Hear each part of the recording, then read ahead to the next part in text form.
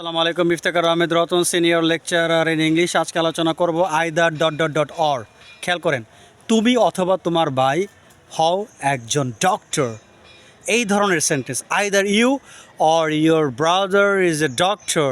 তুমি অথবা তোমার বন্ধু এখানে এসেছিল। Either you or your friend came here. তুমি অথবা তোমার বোন কালকে যাবে।